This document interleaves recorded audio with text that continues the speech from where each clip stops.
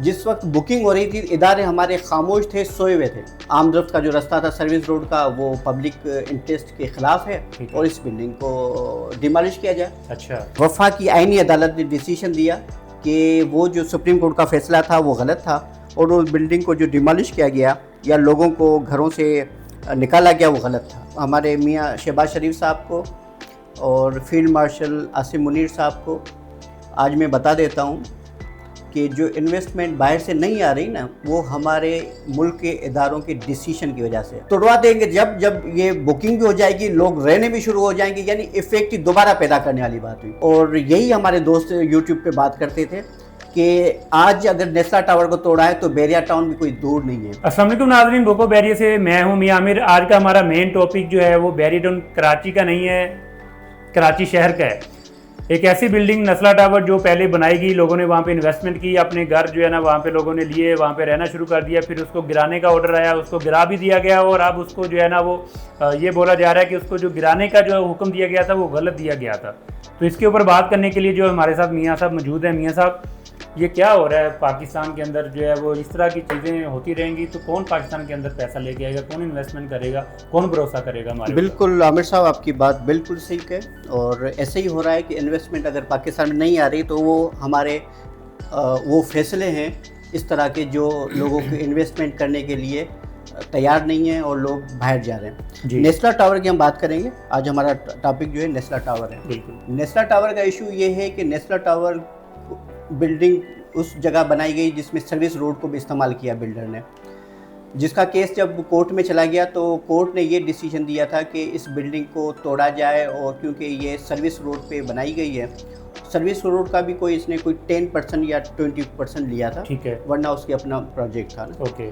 तो जबकि लोग रहते भी थे, लोगों ने अपनी एप्लीकेशंस भी दी थी, कोर्ट में भी गए थे कि सर अब तो हम लोग रहते हैं, हमारी परचेजिंग है, हमारी घर बार हैं, हमने सारा अपने घर सारे जमा पूंजी लगा के घर तैयार किया है और आप अभी हमें दे रहे हैं कि ये गलत बनाया गया है। तो ये डिसीजन उस वक्त ले रहे थे जब ये प्रोजेक्ट लॉन्च हुआ था, जब इसकी बुकिंग हो रही थी। बिल्कुल। जिस वक्त बुकिंग हो रही थी इदारे हमारे खामोश थे, सोए हुए थे। ठीक है। हमें इतराज़ इस बात पे कि उस वक्त सोए हुए थे इदारे और अंडर द टेबल शायद डीलिंग थी, क्या मामला थे, मगर इस बिल्डिंग को बनाया गया और लोगों को हैंड ओवर किया गया। उस हैंड ओवर के बाद ये हुआ कि जब लोग रहना शुरू हो गए और अपनी लाइफ में एंजॉय कर रहे थे और लोग बिल्कुल इजी हो गए थे, तो ये कोर्ट में केस चला गया कि ये आमदरफ्त का जो रास्ता था सर्विस रोड का वो पब्लिक इंटरेस्ट के खिलाफ है और इस बिल्डिंग को डिमोलिश किया जाए। अच्छा। तो कोर्ट में उस वक्त चीफ जस्टिस थे, 2018-19 की बात है मियां साहब, 18-19 को, उस वक्त में चौधरी साकिब निसार साहब चीफ जस्टिस जब बैरिया टाउन का भी आई थिंक 2018 में केस आया था साकिब निसार साहब के टाइम पे। बिल्कुल। ठीक है। तो उसी वक्त ये कोर्ट में केस था, उसमें ये डिसाइड हुआ कि इस बिल्डिंग गलत बनाई गई है और इसको तोड़ा जाए, डिमोलिश किया जाए। और उसके साथ ये भी था, ऑर्डर था कि इस बिल्डिंग को डिमोलिश करने के बाद इस ज़मीन को जो बचती है, रिमेनिंग ज़मीन बचती है, इसको सेल किया जाए और वो सेल करके लोगों को पैसे दिए जाएं। सही है। तो लोग इस पे राज़ी नहीं थे क्योंकि लोगों की करोड़ों रुपए की इन्वेस्टमेंट थी। आप खुद समझते हैं कि वो जब ज़मीन का जब शेयरिंग आएगी ना तो इतनी बड़ी रकम उनको मिलनी नहीं थी जिनसे उनको दूसरा घर मिल सकता। यानी मैं नहीं समझता कि उनको किसी छोटे से छोटे इलाके में भी घर मिल सके। ओके। तो आखिर वो बिल्डिंग तोड़ी गई 2024 में, लोगों को घरों से ज़बरदस्ती 2024 में डिमोलिश किया गया इस बिल्डिंग को। और गवर्नमेंट ने जो आप कह रहे हैं कि लोगों को मतलब रिलीफ देने की बात की तो इनको ज़मीन जो प्लॉट है जिसके ऊपर एक प्रोजेक्ट बना था नेस्ला टावर, उसको सेल करके फिर वो ओवरऑल पैसे लोगों को दिए जाएंगे। बिल्कुल। तो इसके ऊपर फिर काम हुआ। उसके बाद ये अब हमारा मुल्क है, बड़ा स्लो प्रोसेस होता है। उस स्लो प्रोसेस में ये हुआ कि जब लोगों को पैसे देने की बारी हुई, यानी वो केस मैच्योर हुआ ज़मीन के सौदे के हवाले से, तो फिर ये दोबारा वफा की आईनी अदालत ने डिसीजन दिया कि वो जो सुप्रीम कोर्ट का फैसला था वो गलत था और उस बिल्डिंग को जो डिमोलिश किया गया या लोगों को घरों से निकाला गया वो गलत था। ये अभी फैसला आया है, ये 2 दिन पहले आया फैसला। तो मुझे दुख उस बात का, मुझे खुशी उस बात की थी कि उन्होंने सुप्रीम कोर्ट ने नोटिस लिया था, जो गलत हुआ था जो प्रोजेक्ट में और सर्विस रोड यानी पब्लिक कि जो यूज़ का रास्ता था उसको इस्तेमाल किया था बिल्डर ने, तो मुझे खुशी हुई थी कि ठीक है कानून है पाकिस्तान में। मगर जब ये कानून ने पास किया, यानी ये फैसला आया कि ये गलत बिल्डिंग तोड़ी गई, तो फिर मुझे दुख हुआ। यानी आपने बिल्डर को कहाँ रखा है, यानी बिल्डर को आपने सेव किया है, गवर्नमेंट के इदारों को सेव किया है, सिर्फ डिस्टर्ब किया है तो सिर्फ पब्लिक को किया है, उन अलाटीज़ को किया है और जो उनके परचेजर थे। बिल्कुल ऐसे ही है, इसमें तो यही नज़र आ रहा है, यही नज़र आता है। अभी जो फैसला आया वफाकी आईनी अदालत का कि वो हुक्म गलत दिया गया था। बिल्कुल बिल्कुल। तो ये उस टाइम पे मतलब कि ये इनको नहीं पता था कि ये मतलब हुक्म गलत है, अभी सब चीज़ें जब कर दी तो अभी इनको पता चला है।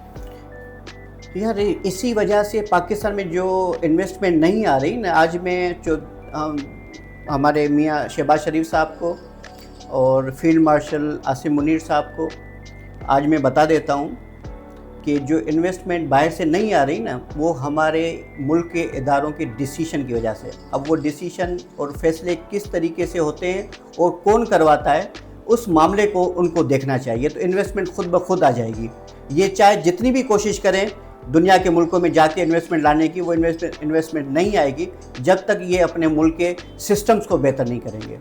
तो मियाँ साहब अब होगा क्या? अब वफाकी आईनी अदालत ने तो ये बोल दिया कि ये फैसला गलत था, तो अब होगा क्या आगे?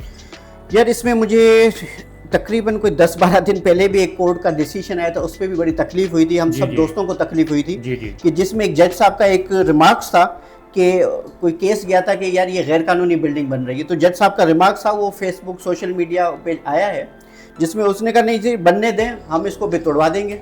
यानी तोड़वा देंगे जब ये बुकिंग भी हो जाएगी, लोग रहने भी शुरू हो जाएंगे, यानी इफेक्ट ही दोबारा पैदा करने वाली बात हुई। ऐसा ही है। आज मैं इसलिए बात कर रहा हूँ क्योंकि हम लोग ज़्यादातर वीडियोस बनाते हैं बैरिया टाउन के हवाले से। इस वीडियो को बनाने का मकसद यह नेस्ला टावर का कि कुछ दिन पहले हमारा जब नेस्ला टावर का डिसीजन आया था, उस वक्त सारे सोशल मीडिया पे यही खबरें होती थी और यही हमारे दोस्त यूट्यूब पे बात करते थे कि आज अगर नेस्ला टावर को तोड़ा है तो बैरिया टाउन भी कोई दूर नहीं है। ठीक है, बिल्कुल ऐसे ही था।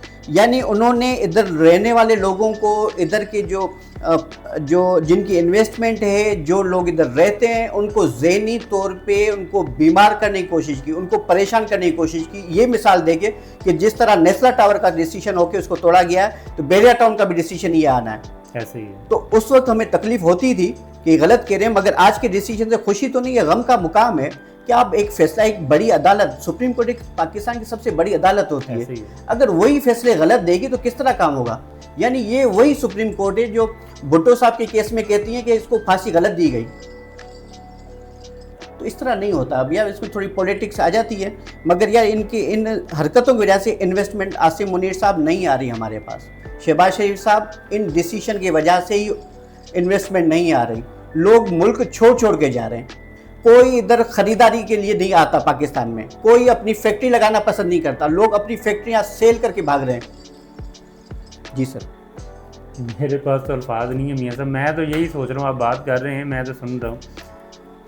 बातें तो मियाँ साहब हम कर रहे हैं, बहुत टाइम हो गया, सारी चीज़ें हैं, पाकिस्तान आज़ाद हुए भी टाइम हो गया है, लेकिन क्या बोल सकते हैं, मेरे पास अल्फाज नहीं है। और कुछ बैरिया से कंपैरिजन आपने करना है तो बैरिया के बारे में भी बात करनी है। बैरिया के हवाले से यही है कि बैरिया टाउन एक बेहतरीन सोसाइटी है, लोग इधर रहें, आके एंजॉय करें।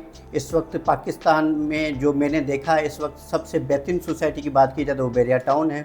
और इस वक्त बैरिया टाउन में जो मेजर, जो मैं इस वक्त जो देख रहा हूँ, जितनी पब्लिक आई है ना, इससे पहले बैरिया टाउन में पब्लिक रहने के लिए नहीं आई थी जो इस वक्त आई है। अभी तो घर रेंट पे भी जो है ना, वो मैंने वीडियो पहले बनाई थी कि रेंट के ऊपर भी घर जो है ना नहीं मिल रहे, नहीं मिलते। यानी हम तो, या अगर मेरी बात करें तो मैं रेंट की तो कोशिश ही नहीं करता, मुझे पता है मिलेगा ही नहीं, इतनी कोशिश करके सर खपाने का फ़ायदा नहीं है, रेंट पे अवेलेबल ही चीज़ें नहीं है ना, ऐसे ही।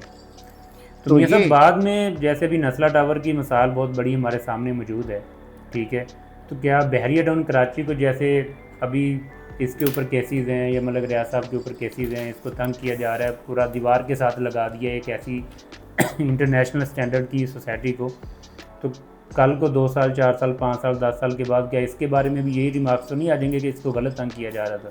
बिल्कुल ऐसे ही रिमार्क्स आने वाले हैं, और फिर आप देखेंगे कि इतनी फैसिलिटीज़ हो जाएंगी, यही मलक साहब होंगे और यही सलाम होंगे इनको, जिस तरह पहले का होता था। अच्छा, ये होना ऐसे ही है, पर बीच में जो ये गैप आ गया है ना, जो ये टेंशन वाला, इस टेंशन का मलिक साहब को भी टेंशन नहीं है, ना इदारों को टेंशन है, इधर रहने वालों को टेंशन है, एक छोटे इधर investor को इन्वेस्टमेंट करने वालों को टेंशन है। ऐसे ही है। तो बेहतर है कि ये टेंशन को ख़त्म करें, मुल्क को चलने दें। ये सब हमारे इदारे भी, मलिक साहब भी और कोर्ट्स भी।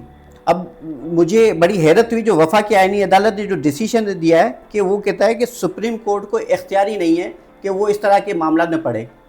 ओके। ये प्रोविंस का इशू है और प्रोविंस में रहते हुए जो डिपार्टमेंट्स हैं, कंसर्न डिपार्टमेंट है, ये उनका इशू है। तो सुप्रीम कोर्ट ने अपना इख्तियार यूज़ किया है। अच्छा। वफा की आईनी अदालत ये कहती है। यानी मुझे नहीं पता कि लोगों को बीमार करने के मूड में, मारने के मूड में क्या चाहते हैं ये लोग। आमिर साहब, इसमें आपको एक चीज़ और भी बता दूं, जब नेस्ला टावर का इशू आया था कि हम लोग इसको तोड़ेंगे और डिमोलिश किया गया, लोगों को घरों से निकाले गया, तो मैं उस वक्त नेस्ला टावर नहीं गया था। ठीक है। जब ये डिसीजन आया ना कि ये गलत तोड़ा गया, तो मैं गया था उधर उस बिल्डिंग को देखने के लिए, उस कब्रिस्तान को देखने के लिए। तो मैं आज को आपको बड़ी दुख की खबर दूं कि उधर मुझे 2 बूढ़े हस्बैंड वाइफ मिले थे जो रिटायर हो चुके थे। उन्होंने कहा हमने अपनी रिटायरमेंट के सारे पैसे लगा के ये फ्लैट लिया था जी। जहाँ हम लोग रहते थे, हमारे बच्चे नहीं हैं, हमारी जमा पूंजी सारी इसी में लगी हुई थी। जब ये बिल्डिंग से हम नहीं जा रहे थे, हमें ज़बरदस्ती इन्होंने निकाला गया उस बिल्डिंग से और हमने वो बिल्डिंग छोड़ी। तो आज हमारा स्टेटस ये है कि हम लोग गोलीमार जैसे न्यू गोलीमार को इलाका या ओल्ड गोलीमार इस तरह को इशू बता रहे थे जी। कि उधर हम एक कमरे के रूम है, कोई घर है, उसमें रहते हैं, जबकि हमने वो फ्लैट कोई 2.5-3 करोड़ का बता रहे थे। हमारा स्टेटस पोजीशन ये थी। अब हम एक कमरे के घर में रहते हैं क्योंकि हमें इस तरह गवर्नमेंट ने तंग किया और हमारा पोजीशन ये कर दिया लोगों की। तो मुझे बड़ी तकलीफ़ और दुख हुआ था। मैंने उनका इंटरव्यू तो किया था, मैं वो चलाना नहीं चाहता, आप लोगों को परेशान हो और दुख हो, मगर यार इस तरह के डिसीजन करके इदारे लोगों के लिए मुसीबत पैदा कर रहे हैं।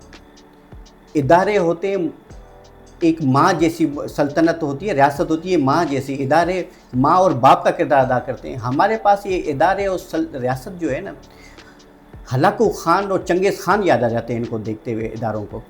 क्या कह सकते हैं मियाँ साहब, हम तो ये है कि लोगों को अवेयरनेस दे सकते हैं। नाज़रीन, ये थी आज की हमारी वीडियो। ओवरऑल एक नस्ला टावर के ऊपर डिस्कस की मियाँ साहब ने और जो ग्राउंड रियलिटी आपके सामने रखी है। हम लोग बैरी टाउन में as a real estate consultant काम कर रहे हैं और उन तमाम लोगों के लिए भी जो है ना, हम एक जो है वो गम जो है होता है ना, जैसे कहते हैं कि एक दिल के अंदर जो लोग यहाँ पे जिन्होंने इन्वेस्टमेंट की हुई है, जो रेजिडेंट है, इवन के कराची शहर में, आप पूरे पाकिस्तान में किसी भी आप जो है ना वो मुतनाज़ा चीज़ को उठा के देख लें तो आज आके जो है ना वो आपके सामने ये सारी चीज़ें, आप क्या बोल सकते हैं।